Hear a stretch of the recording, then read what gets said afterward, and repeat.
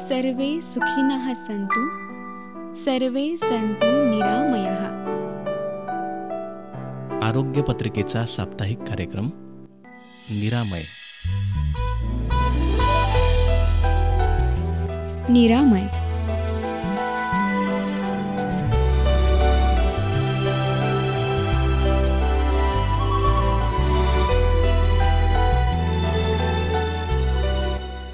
निरामय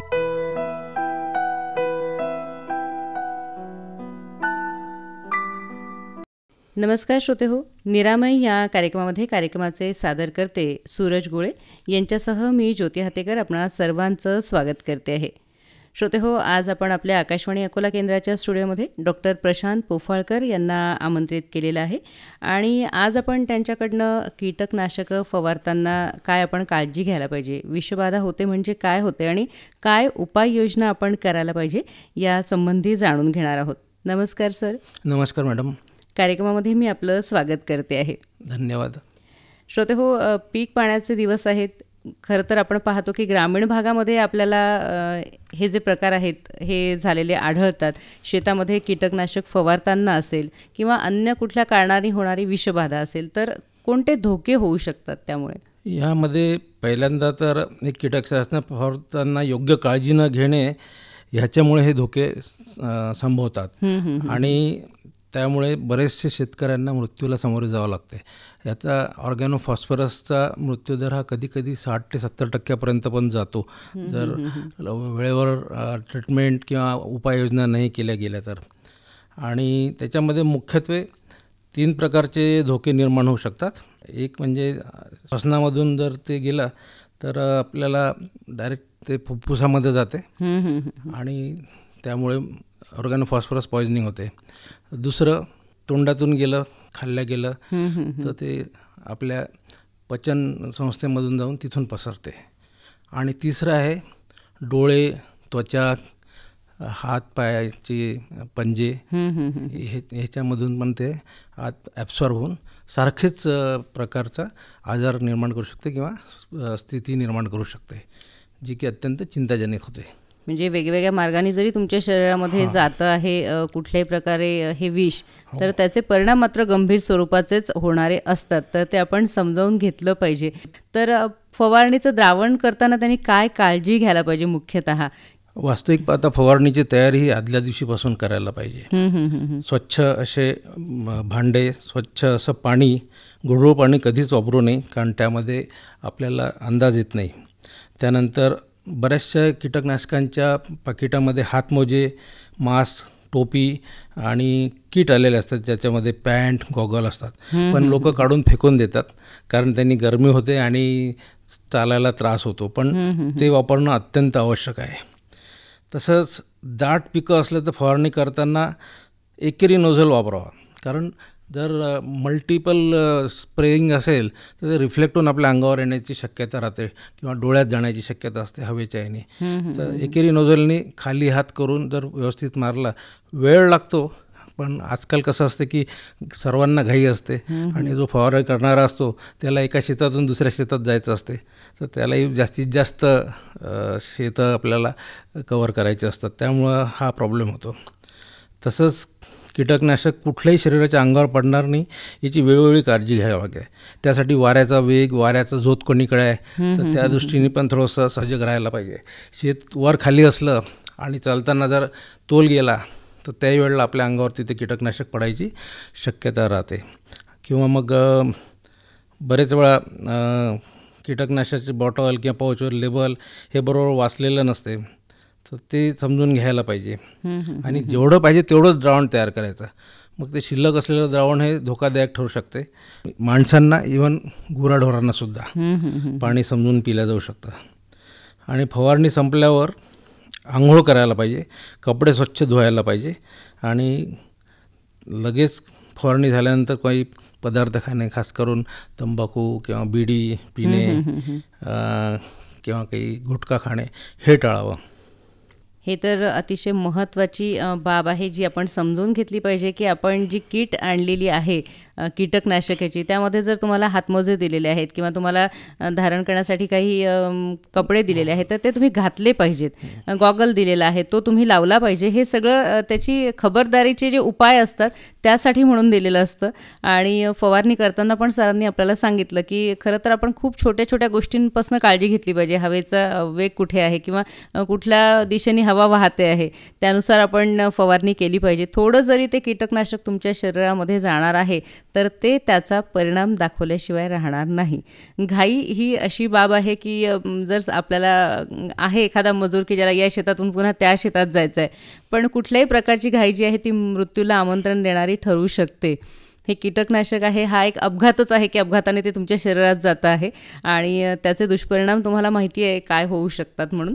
तर ही जी सांगितलेली सगळी काळजी ही आपण निश्चित घ्यावी. सर, कीटकनाशकं हाताळताना आणखीन कुठल्या प्रकारची काळजी घेतल्या गेली पाहिजे? जसं की आता दुकानातून किंवा कृषी केंद्रातून कीटकनाशकं घेतात, मग एखाद्या वेळेला धान्य भाजीपाला पण सोबत आणला जातो. तर याच्यासाठी स्वतंत्र पिशवी, शक्य झालं तर स्वतंत्र जागा गाडीवरची वापरायला पाहिजे. आणि अन्नपदार्थ, जनावरांची वैरण किंवा खाद्यपदार्थ याच्यासोबत आणणं टाळावे, कारण त्याच्यामध्ये कधीही स्पिलेज होऊन म्हणजे जर सांडलं कुठं काही लीक झालं तर विषबाधा होऊ शकते. आणि जर मोठ्या प्रमाणावर मोठे शेतकरी असतात तर मग ते त्यांचे जे गडी माणसं असतात ते डोक्यावर नेतात, कधी खांद्यावर किंवा पाठीवर वाहून नेतात.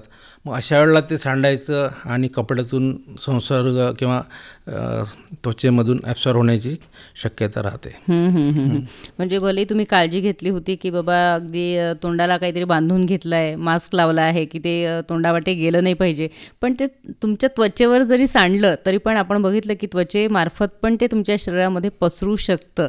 तर हा पण धोका लक्षात घेतला पाहिजे की थोडं जरी तुमच्या हाताला लागतंय म्हणूनच तुम्हाला हातमोजे दिलेले असतात, पण कुठे इतरत्र त्वचेवर ते सांडू नये याची काळजी मात्र घेतल्या गेली पाहिजे. त्याची साठवणूक करताना काय काळजी सांगाल सर?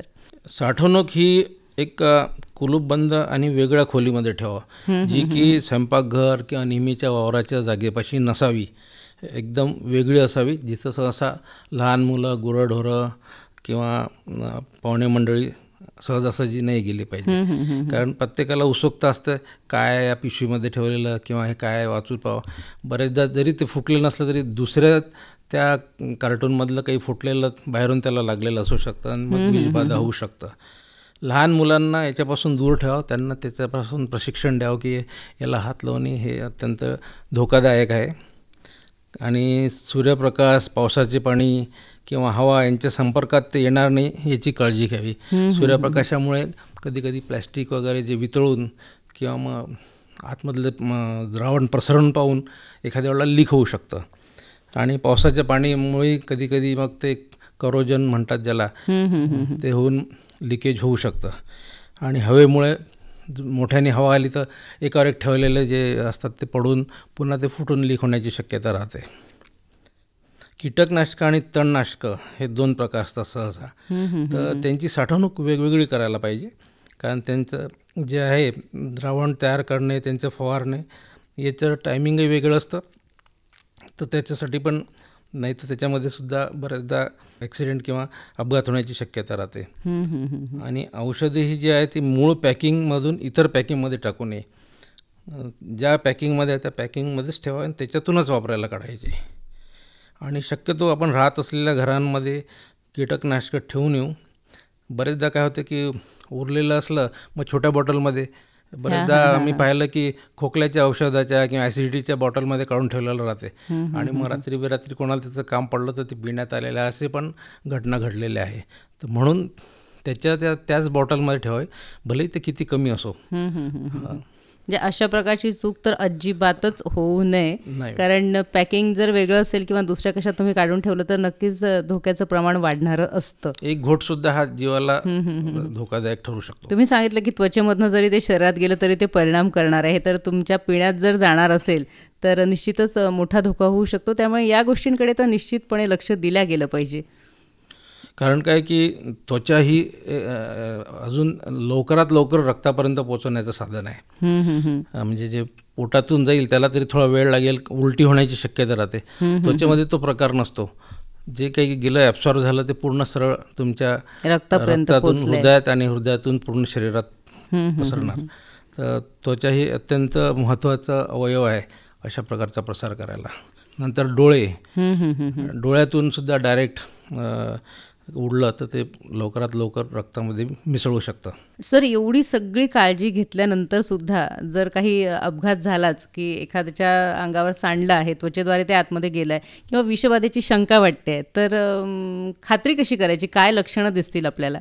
पहिले तर जो काही व्यक्ती आहे तो त्या कीटकनाशकांच्या संपर्कात आला होता का, तो जरी फवारणी करणारा नसला, आजूबाजूला उभा राहून पाहणारा किंवा आजूबाजूच्या रस्त्यावरून जाणारा असला आणि जर त्याच्यापर्यंत हवेतून ते कीटकनाशक आलं, बरेचदा ते 50, 60 ते 100 फूटपर्यंत सुद्धा जाऊ शकतं जर मोठे पॉवरफुल नोझल वापरलेले असेल तर त्याची खात्री करून घ्यायला पाहिजे. आणि मग कोणचं कीटकनाशक वापरलं आहे, ती कंपनी कोणची, त्याची कंटेंट कोणचे, आणि बरेचदा त्याच्यावरती त्याचा उपाय पण दिलेला असतो की त्वरित काय करायचं. आणि नंतर आमच्याकडे आल्यावरसुद्धा काही याला स्पेसिफिक अँटीडोट असतात, फार कमी आहेत पण ते आम्ही मग देऊ शकतो त्याप्रमाणे. आणि शरीरात किती आणि केव्हा गेले हे म्हणजे टायमिंग, दवाखान्यात येण्याच्या किती आधी, 1 तास, 1.5 तास, 2 तास, त्याला उलट्या झाल्या का, त्याला आंघोळ वगैरे घातली का, पुसलं का, किंवा त्याला काही खाया प्यायला दिलं का, ह्यासुद्धा गोष्टी महत्त्वाच्या आहेत. बरेचदा काय असते की उलट्या करायसाठी मिठाचं पाणी देतात, पण कधी कधी त्या मिठाच्या पाण्याने ते अजून चांगलं ॲब्सॉर्ब होते. तर ते तसं न करता पुढं मी सांगणारच आहे की आपण काय उपाय केले पाहिजे, काय उपाय करायला पाहिजे. आणि सर्वात महत्त्वाचं, मोबाईल हा शक्यतो ज्यांनी फवारणी करणार आहे किंवा द्रावण तयार करणार आहे आपल्याजवळ ठेवूच नाही. कारण मोबाईलवर केव्हा फोन येईल आणि तो फोनवर बोलताना तो कुठं काय करेल, जसं रोड ट्रॅफिक ॲक्सिडेंट तसं हे ॲक्सिडेंट मोबाईलमुळे होऊ शकतात.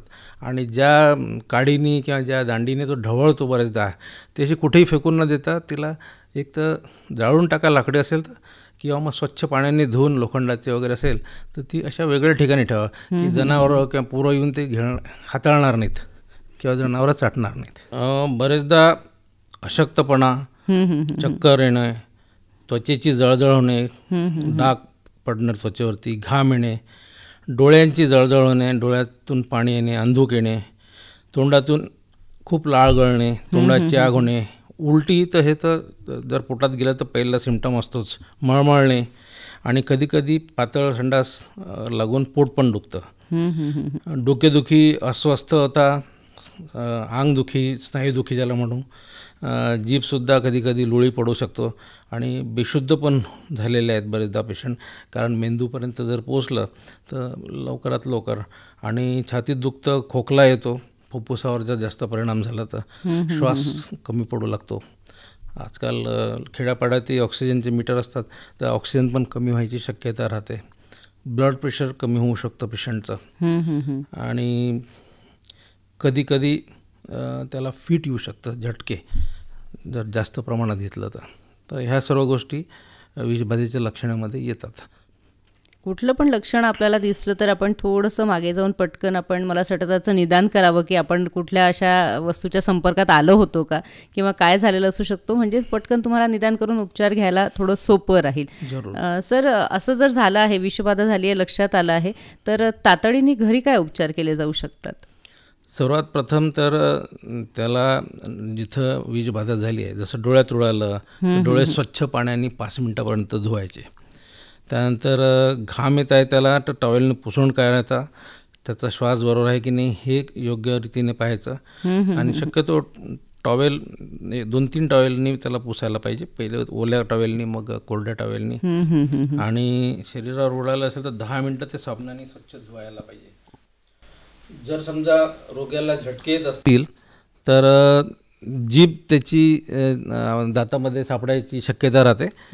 तर बरेचदा काय करतात की लोक चमचा किंवा लाकडी स्केल पट्टी वगैरे टाकतात, ते न टाकता मऊ टॉवेल, छोटा टॉवेल किंवा रुमाल ची गुंडाळी करून तोंडात टाकावे, म्हणजे त्याची जीभ चेंदल्या जाणार नाही, दात पडणार नाहीत. आणि जर बेशुद्ध अवस्थेत असेल तर त्याला अजिबात पाणीसुद्धा देण्याची प्रयत्न नाही करावं, कारण ते त्याच्या सर्व फुफ्फुसामध्ये जाऊन त्याला ॲस्पिरेशन निमोनिया होऊ शकतो.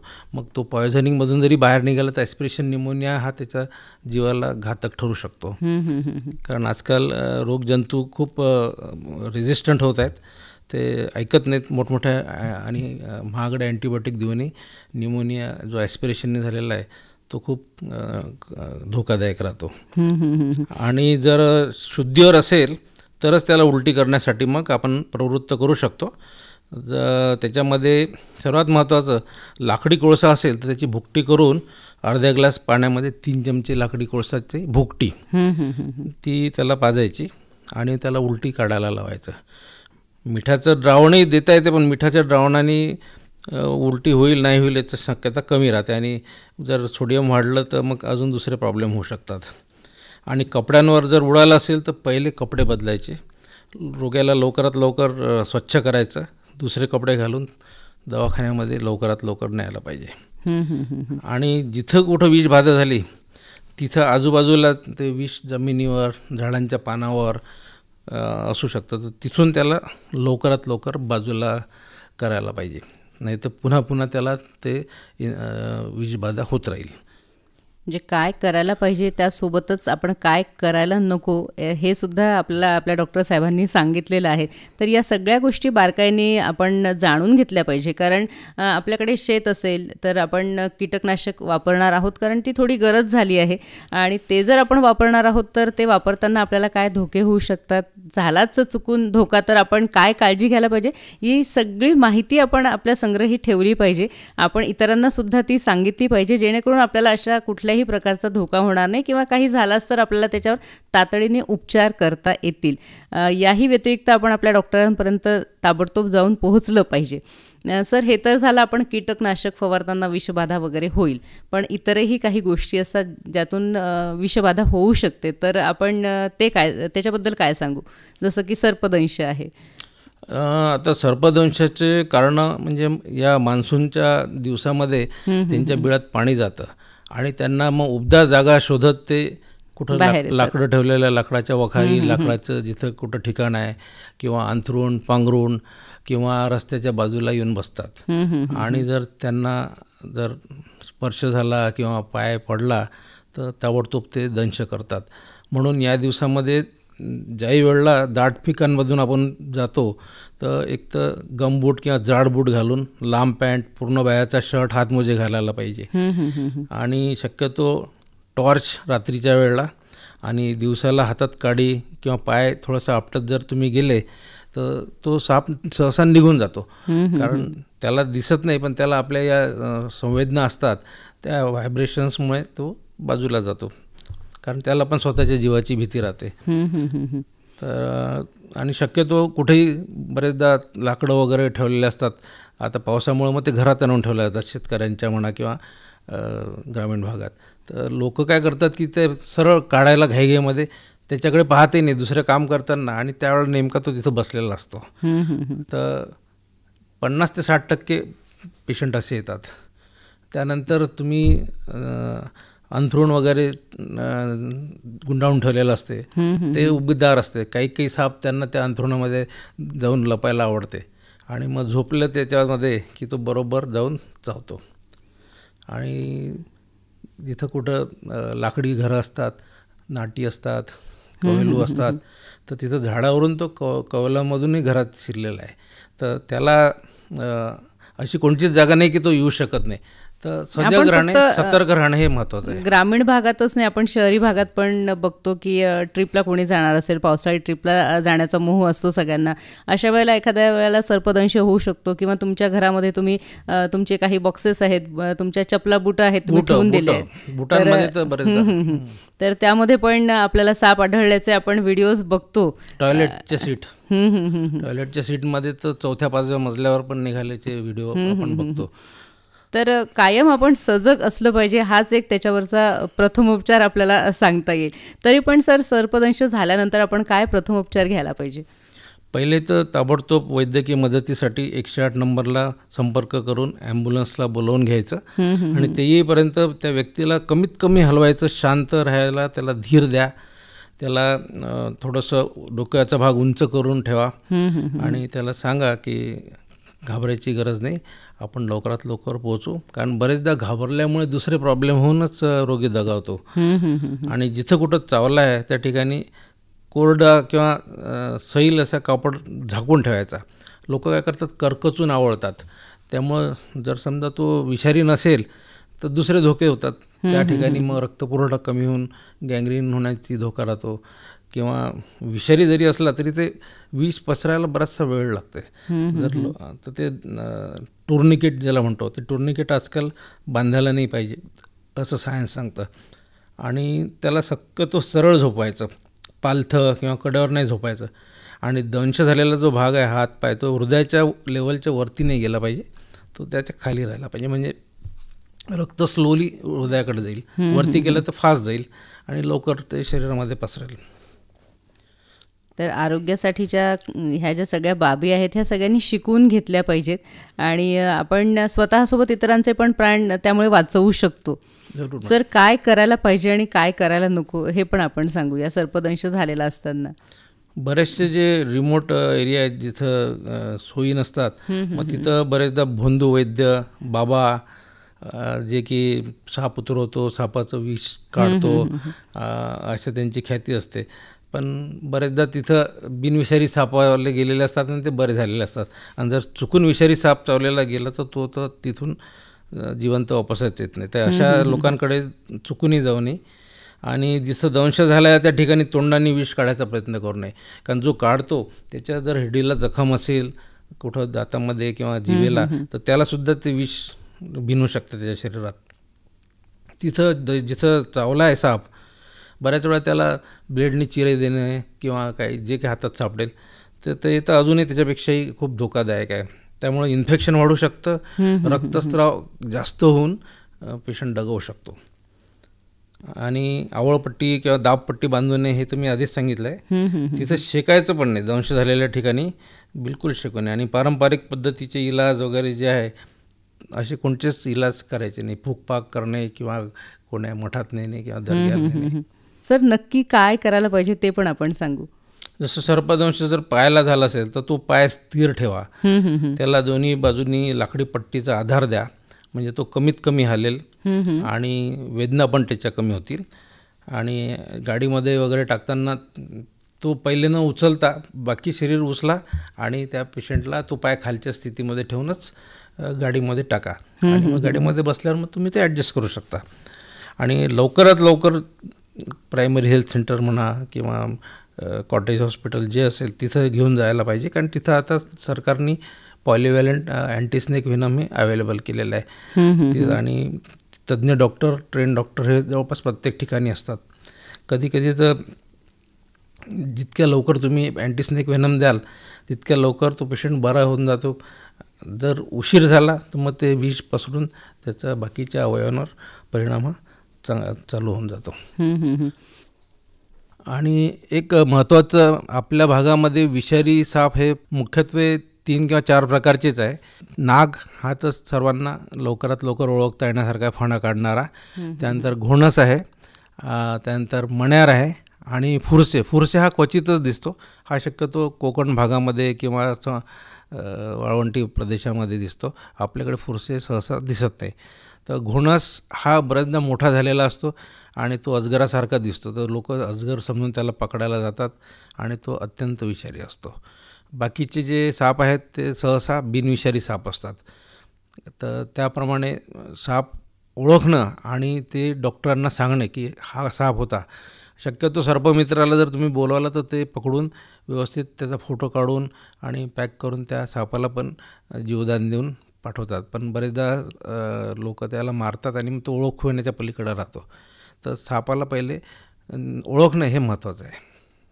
सर, आपण हे झालं की आपण बघितलं की हे ग्रामीण भागातल्या लोकांसाठी आपण सांगतो आहोत की शेतात कीटकनाशक फवारताना तुम्ही काय करायला पाहिजे किंवा सर्पदंश हा तर कुठेही केव्हाही होऊ शकतो त्याबद्दल पण आपण माहिती दिली. पण मी आत्ता मगाशी पण सांगितलं की काही हौशी लोक जे असतात, रस्त्याने तुम्ही फिरायला जरी चालले आहात, शेत दिसलं आहे, काहीतरी तुम्हाला दिसलं की मला हे मी खाण्यासारखी वस्तू आहे आणि त्यांना मोह आवरत नाही. बरेचदा माहिती नसतं की याच्यावरती काही फवारणी झालेली असेल का. तर अशा वेळेला त्यांनी थोडं लक्ष द्यावं. पण त्याही व्यतिरिक्त जर असं काही असेल की भाज्या असतील किंवा बाकी काही याच्यावरती फवारणी करून खरं तर ते योग्य वेळेलाच काढून आणलेलं असतं, पण तरी पण आपण काळजी म्हणून काय काय त्यांना सांगू शकू की काय काळजी घेतली पाहिजे? धुवून घेऊ हे तर आपण नेहमीच सांगतो, पण आणखीन कुठल्या टिप्स असतील अशा? शक्यतो मिठाच्या पाण्यामध्ये जर धुतल्या भाज्या तर बऱ्यापैकी काही त्याच्यावरती जर इन्सेक्टिसाईड किंवा काही पेस्टिसाईड असतील तर ते कमी होऊ शकतात. पोटॅशियम परमंगनेट पण पहिले वापरायचं, पण ते आता लवकरात लवकर मिळत नाही. ब्लिचिंग पावडरही थोड्या प्रमाणामध्ये त्याच्यावरती असर करू शकते, जंतुनाशक आहे, पण ते मग भाजीची चव बदलते. तर मिठाचं द्रावण करून सौम्य त्याच्यामध्ये पहिले तर मुरू घालायचे, मग त्याच्यातून काढून साध्या पाण्यामध्ये हे करायचे. म्हणजे थोडीफार जी शक्यता आहे ती पण आपण तिला दूर ठेवू शकतो आणि या सगळ्या गोष्टींपासून आपण स्वतःला वाचवू शकतो. सर, जाता जाता काय तुम्ही संदेश द्याल? कीटकनाशकं किंवा जे तणनाशक आहे हे आपल्या फायद्यासाठी बनवलेले आहे. त्याचा योग्य वापर आणि योग्य प्रमाणात आणि योग्य वेळी आणि योग्य व्यक्तीद्वारे केला तर त्याचा शेतकरी बांधवांना फायदा होईल. आणि याच्यामध्ये कुठेही काही जर कमतरता आढळली किंवा त्याच्यामध्ये वापरण्यात किंवा काही कमी जास्त केलं तर फार मोठा अपघात संभवतो आणि जीवाला धोका होऊन घरातला कर्ता मनुष्य याच्यामुळे बरेचदा गेलेला आहे. तर अत्यंत काळजीपूर्वक हँडल करायचं, निष्काळजीपणा थोडाही त्याच्यामध्ये करायचा नाही. दुकानातून घेतल्यापासून तर वापरल्यानंतर त्याचे जे उरलेले डबे आहे ते सुद्धा व्यवस्थित तुम्ही विल्हेवाट लावायला पाहिजे आणि त्याचे पण डायरेक्शन दिलेले असतात, तर ते कुठे टाकू नये किंवा ते दुसऱ्या कामासाठी वापरायचे नाही. निश्चितच सर, आज आपण महत्त्वपूर्ण विषयावरती आमच्या श्रोत्यांना मार्गदर्शन केलेलं आहे. त्यासाठी आकाशवाणी अकोला केंद्रातर्फे मी आपले आभार मानते आहे. धन्यवाद. धन्यवाद. मला पण संधी दिल्याबद्दल आपले पण मी आभार मानतो. नमस्कार.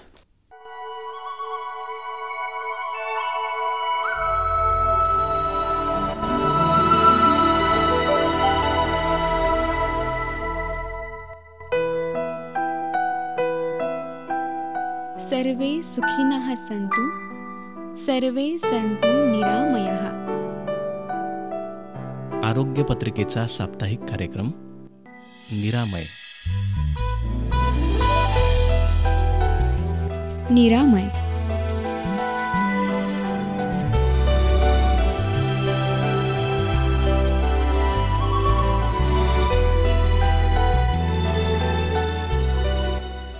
निरामय.